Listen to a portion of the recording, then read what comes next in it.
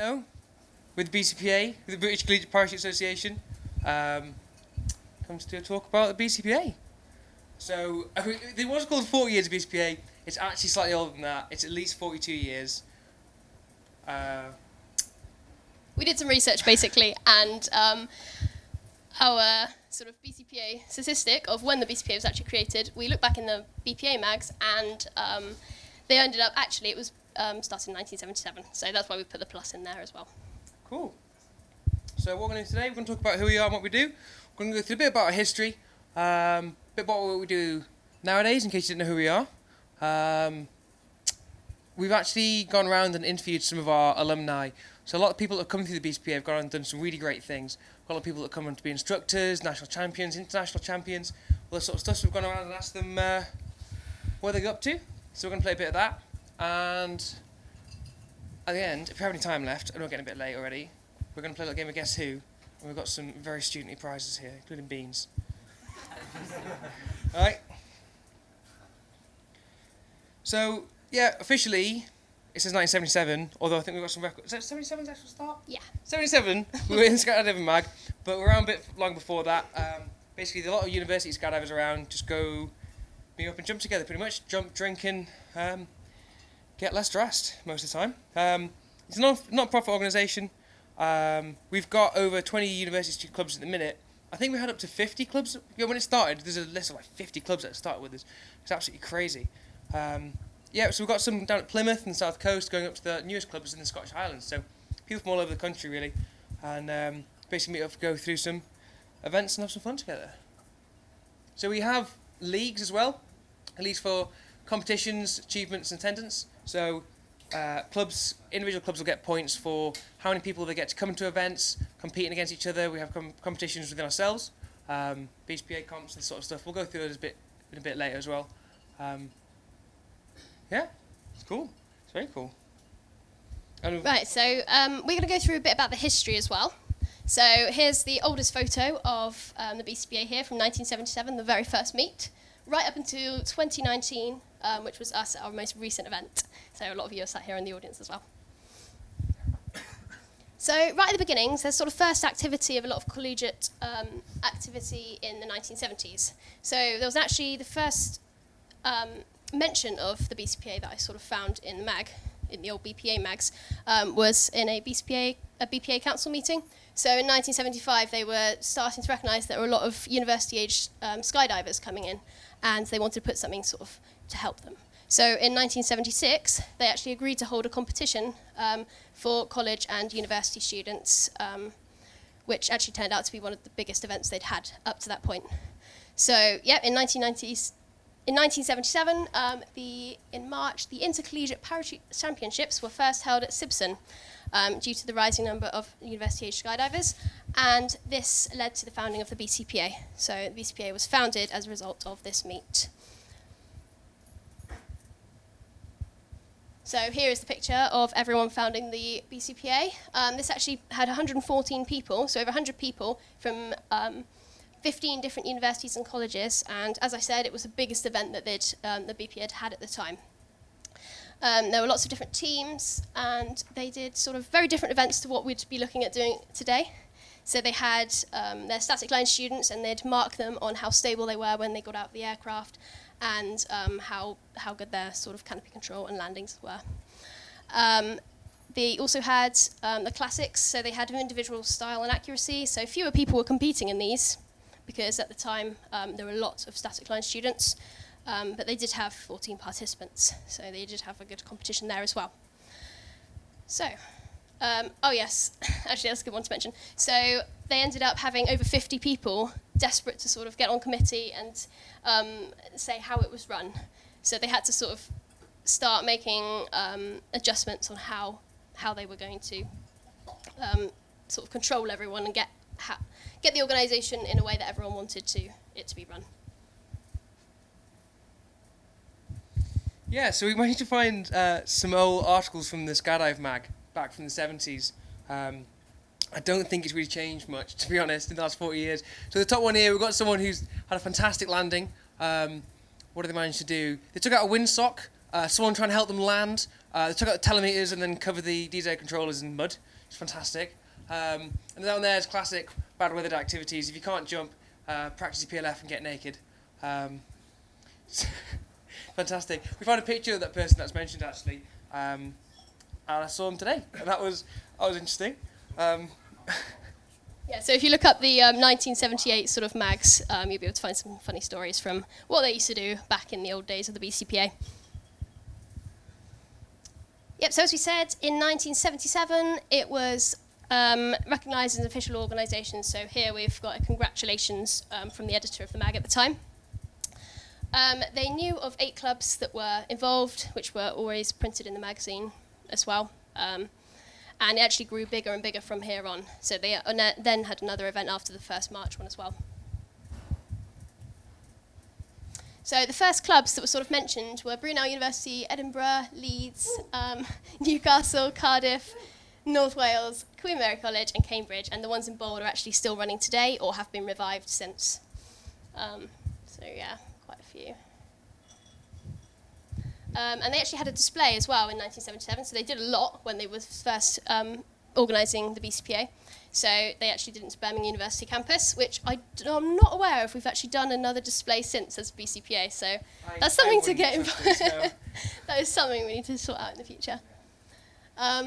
Yep, so then they went along to in 1978, and they went along to the BPA council meetings, and finally managed to get it as an affiliated body to the BPA. And found some really cool facts about what they're doing when they jump in. He was saying that they're going to jump out at 2,200 feet, so they open at 1,500. I think jump tickets down at £3.25. I know, £3.50 if you want to go to the top at 10 grand. Really pushing about out there. So by now we had 202 active affiliated university clubs and more active clubs around the country that also hadn't affiliated.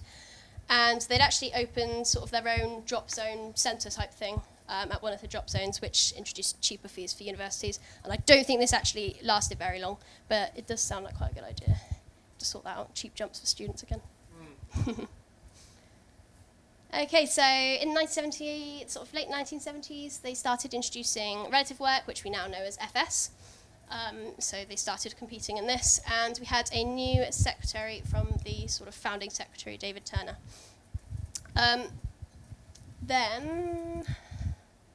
Oh yes, so this is interesting actually. So there was quite a lot of talk about them going to compete internationally, and they were trying to really get, as you can see here, they were trying to get people from the BCPA to collegiate teams to go and compete in the US and do sort of world level competing.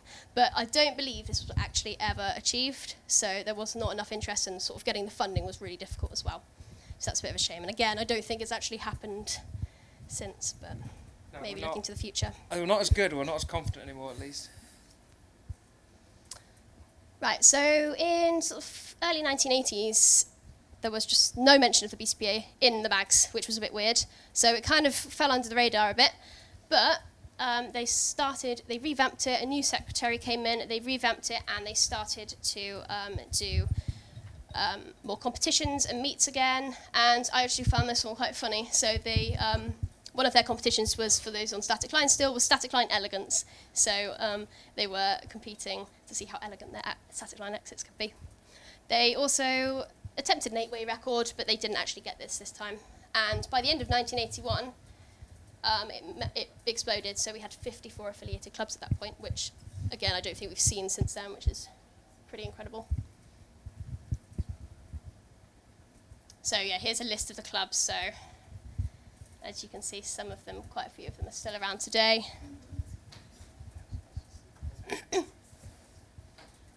Okay, so again, it sort of fell under the radar a bit, so they were really trying not to be an organisation. But another person, Henry Robertson, took over as secretary and got it up and running once again, as everyone was really missing it. And then they set a relative work, or FS, record of 10-way during their 1985 nationals. And we still have the national events as well today. So the 80s and 90s, the clubs, affiliated clubs, were sort of dropping off a little bit. And quite a sad moment in the BCPA history, one of the chairmen that we had from the previous year, so of 1987, Duncan Langhorne, died in a skydiving accident. So we now actually have the Duncan Langhorne Skydiving trophy, which is often given out at the end of the year at the BCPA AGMs to someone that's shown sort of excellence in the sport or in the BCPA. So that's quite nice. And we're hoping to hand it out again this year because I think sort of the last few years it's not been handed out, but we know where it is now, so we've got the trophy. Yep, so they had sort of a lot of focus on progression and competitions again during the 80s and 90s. They had a 16-way FS record set, which was at Sibson Nationals, and they actually spent a lot of the time at Sibson as well during this time. They've got a new logo up there, which I quite like. I think it's a cat. Isn't it an anthropomorphized kangaroo? Or kangaroo, maybe? I've no idea. And also the famous BCPA Freshers event that we have in the winter every year. That was the first record, so 1995, so that's been going for quite a few years. Cool, so again, they were trying to plan a world collegiate meet in, Skydiving Sebastian, US, but again, I didn't find any records of this actually happening, so they sort of tried and possibly didn't get out there again. And then they actually set off to sort of one of the first tours, which is what we do every year. We take a big group out and jump somewhere warmer than England. Sunny, yeah. And also 1998 saw the introduction of the BCPA leagues that we still use today. Cool, so this is a photo from 2000. Slightly fewer than you've seen in the other photos, but a few more colours. Very stylish. So yeah, by 2000 we actually really exploded from the numbers that we've been through. The BPA British Skydiving did a survey at the time of how many of their members have been through the BCPA, and it's about 10%. So 1 in 10 skydivers were in or had been through the BCPA. Their annual foreign trip, their BCPA tour, grew every single year. 2010 was sort of peaked at over 100 people going out to Seville in the US. And after that, they started doing really big meets, doing big way training. More of this stuff just trying to do big flat jumps, really. Let's have a look. Yep, so the committee kind of grew in size about 2010, 2014. I quite liked as well the fact that they actually did a BCPA seminar like this back in 2010, apparently. So. Oh, cool. Yeah, found that one out as well. And this is us a couple months ago over at Skydiving Hibblestone for BCPA Freshers this year. So, see some nice fresh faces over there. Still going. Still doing good. Like I said earlier, we got around and interviewed some of our alumni. This is some of our alumni. We've got Ed Cracknell, freestyle champion. We've got Emily Orcutt. She did a talk here actually in the last hour. I don't know if anyone saw that one. We've got, is it Crusaders in the corner there? Hobbsy, some of the crew guys, and we've got Omni 99 in their fantastic looking jumpsuits. And all the photographers for these photos are also alumni as well. We've got Judd, Chris Mayhew, Max Holmes and Dan Guest taking all these photos as well. So we pieced together a bit of the interview footage, so I'm going to play a bit of that for you now. Hi, I'm Emily. Alright, well I'm Jason Hobbs. Hi, I'm Tim. I'm Greg, we're from Omni 99. Paul Hollow, but most people in skydiving know me as H. Nobody calls me Paul except my mum.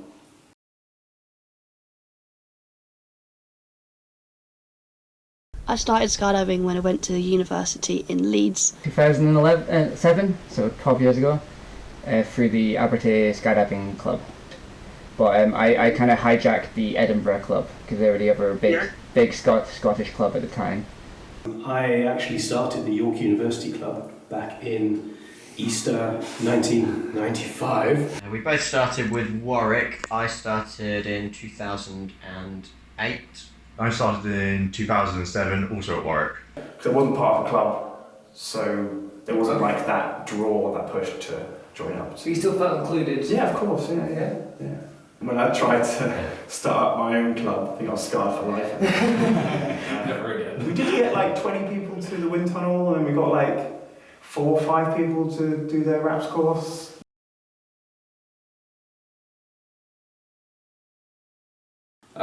These days as an instructor, tandem in AFF, and also as a pilot.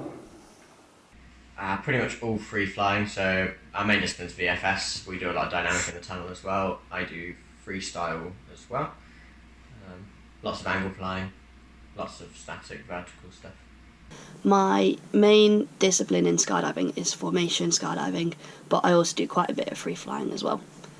I work at Skydive Langer. I am an AFF instructor, category system instructor, and I'm also on their camera team there.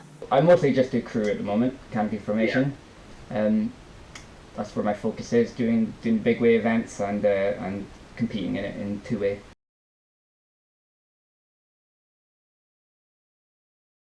Trying to keep things of a family nature. I think probably, Nationals was always great. The parties, the huge UV parties and parties with like hundreds of people there. Absolutely brilliant. For me, probably the tours would be the most memorable thing. We went 2 years in a row. We went out to Paris with over 100 people there, and something I don't think we'd ever be able to repeat to the same level. Where you know everyone. No, I mean, all the BCPA meets were great. I've met some really, really good people over the years in the bar, in tents, and various other places. Some of the competitions were good. I mean, when I was involved with the BCPA, the skill level isn't what it is now. You know, everybody in the BCPA is now so better skilled. They're so much more advanced than they ever used to be. But our competitions used to be, you know, who could cause the most carnage type thing in the air. And if you lived through that, then you pretty much won the competition. I think it was a freshers. It was back when you could jump without needing your FS1 sticker, so we did a freeway scrambles event, and I was the one without my sticker, so it was a complete mong in the air. So all the parties were absolutely fantastic, no matter whether we got skydiving done or not, and especially some of the nationals when Warwick and Southampton had a very, very close year. It would be a case of whoever won the competition won the competition at nationals would win the championship. The weather was looking awful all week. Southampton managed to make it up on the first load. It was looking pretty dodgy. They were pretty confident they were going to win the championships, and the plane got brought down halfway up, and no more skydiving happened that week. That was a very memorable occasion. Yeah, it was just a really fun event because everyone from all experience just got involved, and we had a really funny jump because when we exited, I ended up on my back, I believe, and then I flipped over onto my front on the hill. And then after that, we didn't get a single point because I just backslid away from them. But that's what it was all about. It was good fun. If I look back at that time, it's probably more just the camaraderie, right? Just the friendship and just every single weekend, just having a great time. My most memorable BCPA event has to be BCPA tour to Algarve a couple of years ago.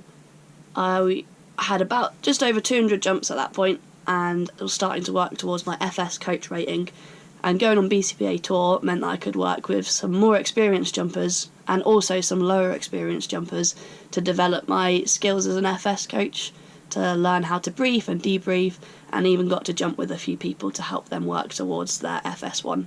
There was the time, I think it was at Freshers at Langer, when the fridge exploded. There was the time the fridge exploded. I'm amazed nobody died. When I came back from tour, I was able to get signed off for my FS coach rating, which for me was really the start of looking into getting further ratings and deciding to work into the sport. So work in the sport.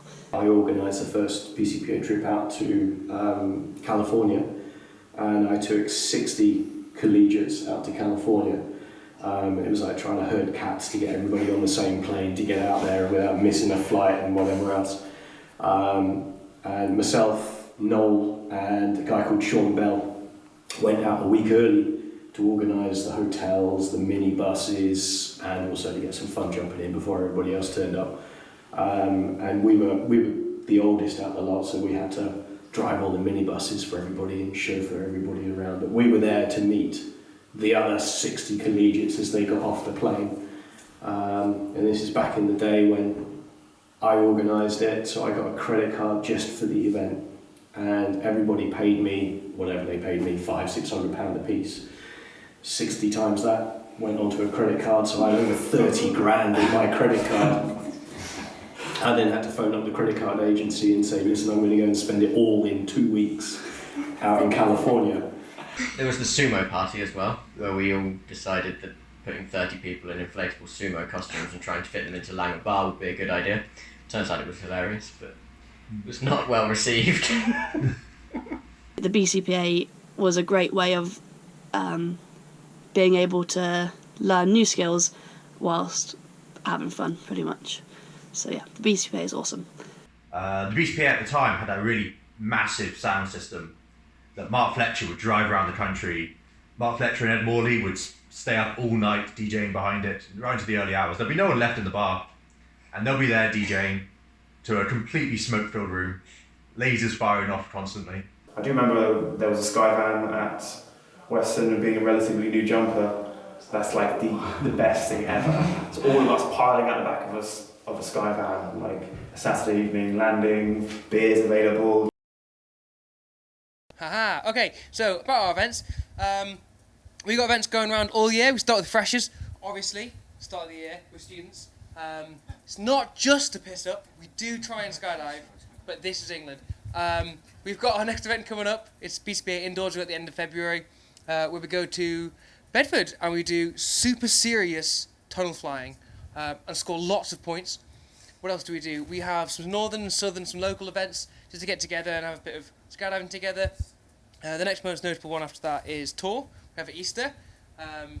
We've got a bit more on that in a bit, but basically we're going to go aboard and skydive, funnily enough. And then we have nationals as well. So we have our own little AGM and we have our own little nationals competition for usually 4-way, sometimes a bit of free flying if we've got some ninjas with us, pretty much.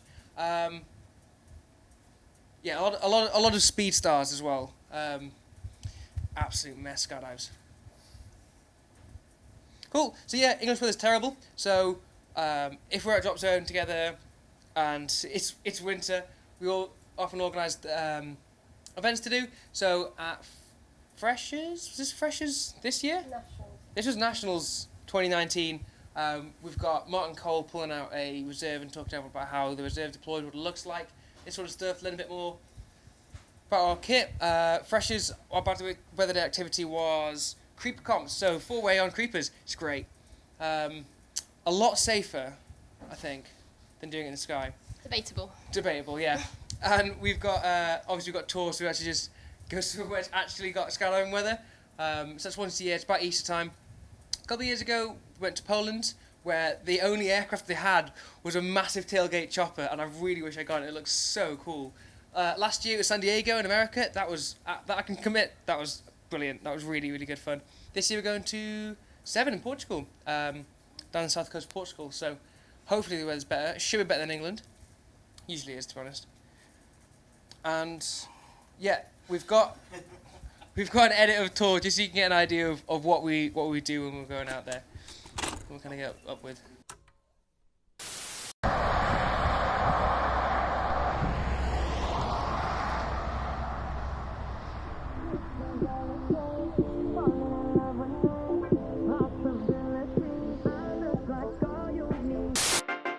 Are you staying awake for the liftoff tonight? You'll never believe the sights tonight, the sights tonight, the sights. Are you staying awake for the liftoff tonight? You'll never believe the sights tonight, the sights tonight. Mr. Magpie, you got distracted by the gleam of the diamonds as you flew by. But their gold glint does not impress when there's a billion stars in the sky. I sit gripping my pen like a bread knife as I write. I'm leaving this earth for the stars tonight. Now I'm running to board the flight. No boldly go into the great unknown. And let's all Jacques Rousseau. I give you my mind to be blown. Now I'm boldly go into the great unknown. Like Marcus Cicero. Well, that's life, that's all. I'm searching far and wide to find a planet to orbit.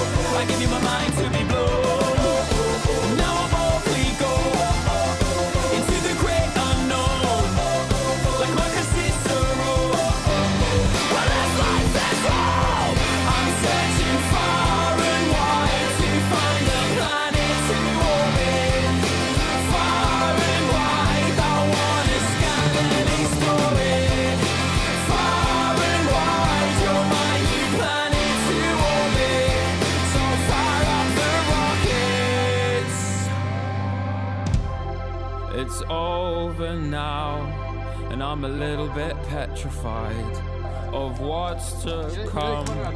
Yeah, my head's a bit stir-fried.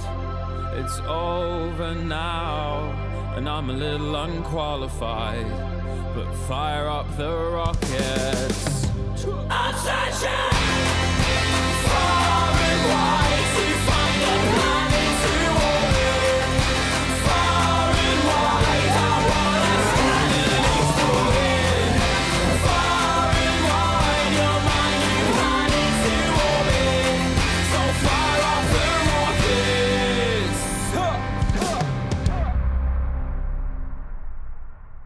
All the single ladies, now put your hands up. Alright, so a bit more about our events. Yeah, they're good fun and all, but they're actually, I think, a really good opportunity for a lot of people who are starting to get into sport, probably feeling a bit more committed, to really throw out something a bit, a bit bigger, a bit more exciting. I think we're well known for doing slightly too big ways. Yeah, I know. A lot of people kind of meet their teammates here, get to have a go at meeting people sort of our skill level, who want to try a bit of flat stuff, maybe not too big, not too small. Because we're all roughly at the same level, all sorts of skydiving in the last couple of years or so. Yeah, so is our record 22 or 23 way? I think it's 22 way at the minute. It's the biggest record. Yeah, back in 2011, I think. Yeah, I think we keep trying to smash it, and then clouds. Let's have a look. What else do we do? Yeah. More videos. So this is kind of a bit about the impact that our events have on people and the BCPA.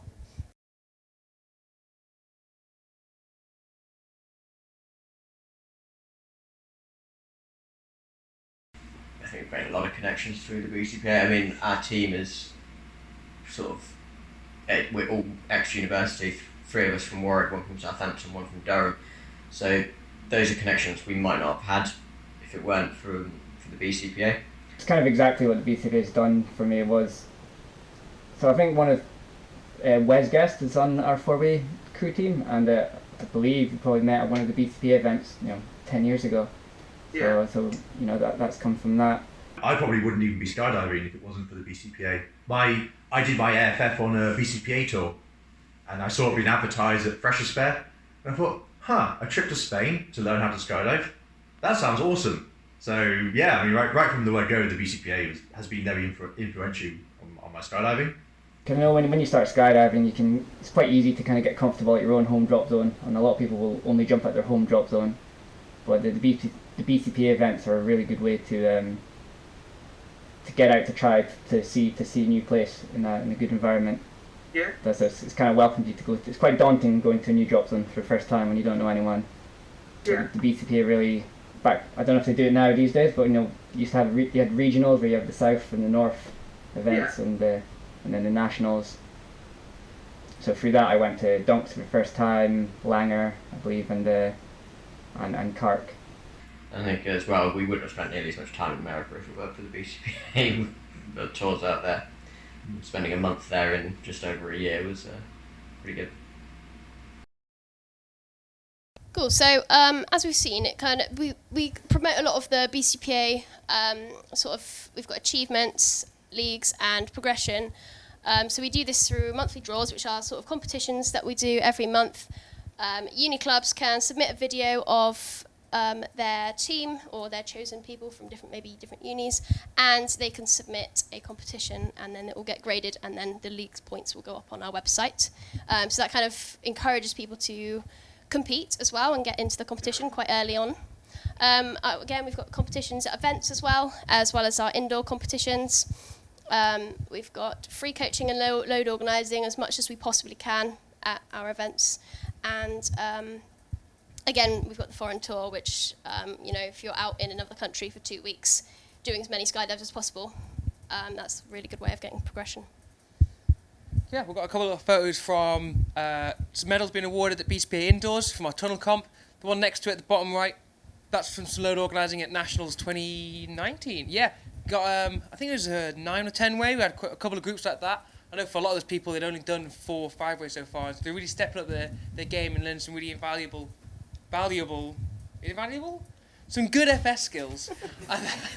It's all right. We've got a 4-way competition. I know personally some of my first competition experience with the BCPA, and I think that's true for a lot of people. It's a lot less pressure. It's not like going to nationals. You've got to pay hundreds and hundreds of pounds, and you got to get really super serious and sweating about it, and it's a bit scary, you know. You just have to go with your mates, have 1 or 2 jumps to see how it goes. It's brilliant. It's brilliant entry to it. Cool. So, as we've seen already, we've got lots and lots of successful BCPA alumni, and they're not just limited to the people that we've been able to interview. We've got people that have done teams from crew to freestyle to FS in all different disciplines, and also lots of people have been involved on records. So, if anything, again, from FS, head down, head up, crew. We've got loads. We've got a few examples as well. Someone sent in some pictures of I think they were the recent world records in FS, and there were quite a few. There were quite a few BCPA members or ex BCPA on these jumps as well. So, yeah, dream big. More interviews. Excellent.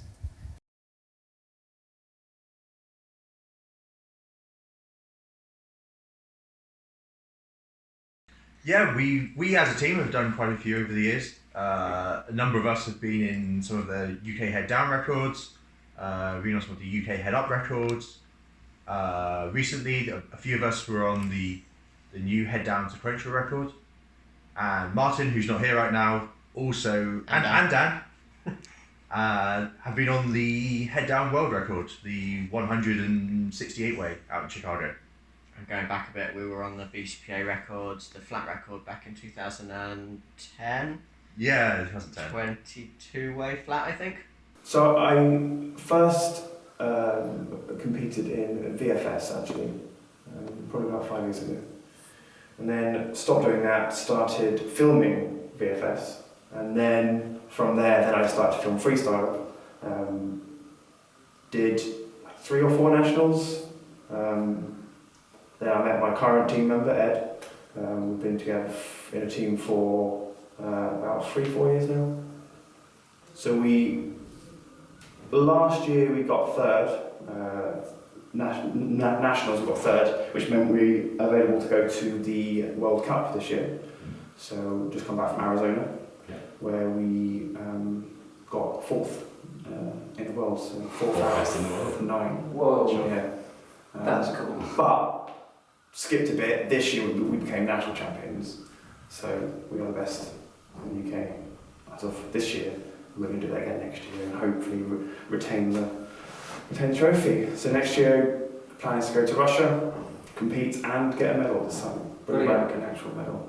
First competition back in the day, 2010 I think it was. Yeah, 2010. We were Tetris doing 4-way A class and we got a bronze medal then. 2015 we started doing VFS, and since then we've won VFS, we're competing in VFS nationals 5 times and won it every time. We've done dynamic competition. We've won our first ever dynamic competition together, didn't we? Yes. And then Basingstoke speed rounds. Yeah. We've won dynamic 4-way nationals once, VFS a few times indoors.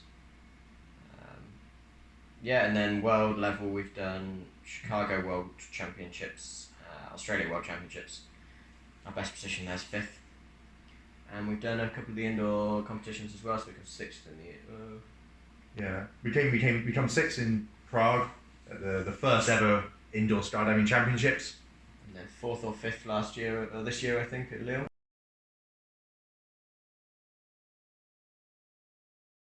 I'm just getting the involvement, really. I mean, when I started the York University Club, I had no idea that the BCPA existed. I had no idea that there were any other university clubs. And this is back in the day when the internet was brand new, and Netscape was the big browser and all that sort of stuff. And I set up a website for York University. And out of the blue, I got an email from a guy called Tom Hibbard, who was running Glasgow University at the time. And he said that there was a BCPA Scottish meet in a couple of weeks' time, and if I went up to meet him at Strathallan, he would buy me a whiskey. So for a whiskey, I drove all the way up to Strathallan, and that was my very first BCPA meet. So that would have been maybe end of '95, beginning of '96, something like that. And yeah, so I was still a static line student at the time. I was doing dummy pools or something. Yeah, we drove all the way up to Strathallan. Met up with Tom, met all the other BCPA people, so that was the first time I met Noel Purcell, who is now the CCI here. At the time he was running Manchester University. So yeah, there's a few people still around in the sport who were running universities that sort of time. The BCPA really evolved over my years as of being a member of it. It definitely went from, we're here to party and we might get some skydiving in, and there'll probably be some, we might make some zoo four-ways, and then as I progressed through the BCPA, the skill level rapidly improved. Towards the end, where we're doing proper four-way competitions and we're all competing at nationals as BCPA teams. The year we did Tetris in 2010, 2 of the top 4 teams were just BCPA members. So there was a real rapid progression. So I did the internal BCPA competitions, So they did some like 2-3-way sort of scramble events. Yeah. So I did some of the 3-way belly scrambles. There was a 2-way free fly event I did as well. Oh yeah. It was just good fun. I think that may have started the competition side of things, because I do like, that side, because you can measurably look back and say, I have gotten better, because my scores have got better, not because I feel like I've got better. Okay, so that's the end of our talk. We've got like 5 minutes left, but we've got a bit of guess who. So we've got a few baby photos, and if you can guess, you win some student gold. We have a choice of 35p energy drink, beans, and pot noodle. And a bag of pasta. And a bag of pasta. Probably the best one. But penne is always. Right, does anyone know who this is? First hand up, get a guess. Hands, guys, come on. So. Hand at the back was first. Hand at the back. What? Right. What do you think it is? Emily. Who would have thought it? What do you want? Do you want to come up and choose your prize, or do you want to just lob this tin of beans at you at the back? All right. We've got 2 in the next one, so we need 2 hands. Hands. The things at the end of your arms. All right. You ready? Who do you think one of them is? Ali. And then another one? What? Alright, yeah, I don't know who shouted that, but yeah. Ali and Cook, oddly enough. Who wants beans? Chuck me the beans. You're gonna... Hey! Right, who else did you get one? Energy drink? Pasta. Alright, and I think we got one more. Who knows what this is? Hands. Yeah, no, yes? Sparky? I don't know who Sparky is. No. No, not him. Alright, anyone else? Let a guess. There's not that many of us. Does that count as a guess? Is it right? Yes. We'll go with it. Wait, who said that? Chris. Hey! What flavour do you want? We've got regular and I've got... I just wanted an energy drink, some fucking shatters. Whoop! Sick. That was dangerous. Oh, we've got more videos. Awesome. One more. One more. It's just especially for any of you that are A-licensed or starting out in the sport, we've got some advice from some alumni that they'd like to pass on.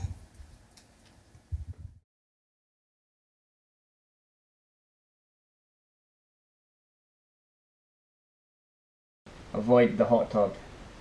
It's good to branch out, try over. It's easy when you start skydiving, you get influenced by the people around you and what disciplines you should go to and things you should do and things, and don't let like the reputation of a discipline precede them, and just give them a go. Like for me, I never thought I would have done crew when I first started. I didn't even know what it was, so it's good to just keep an open mind and try disciplines you maybe would never have thought you would have in the first place. Stick at it. You get there in the end. And it's difficult when you're at university and you don't really have much money, and it's very difficult to see how you can ever get to being really good in a discipline. But if you stick at it, you get there in the end. You are entering this sport, not necessarily to jump out of a plane. Yes, that's all what we want to do eventually, but you have to be happy with sitting down, drinking tea, speaking to your friends, messing around. You know, that for me that is skydiving, especially when you're first starting out and your goal is not necessarily to, you know, improve your skydiving level, but your goal is just to get your A license, get your B license. Know that skydiving is a lot more than just jumping out of a plane. Yeah. Just get involved as much as you can.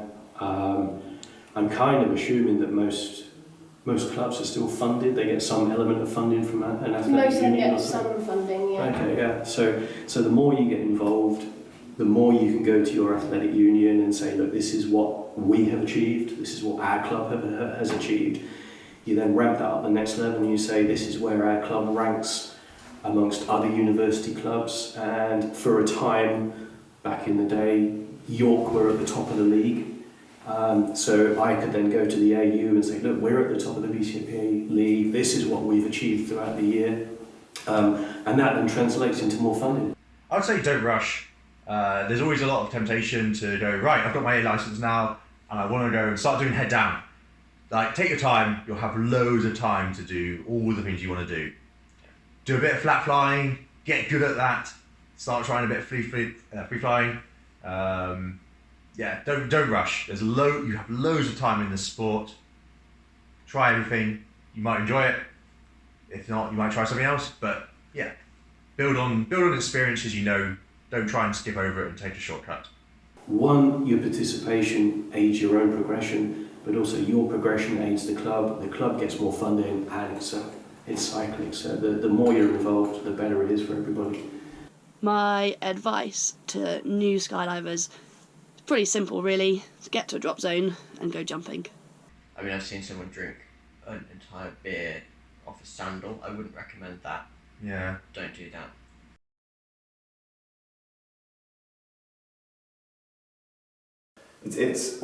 It's so interesting that, you know, that it brings together people from all different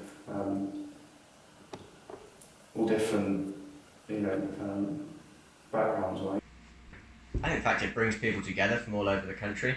The people you wouldn't meet, it takes you to places you wouldn't go to.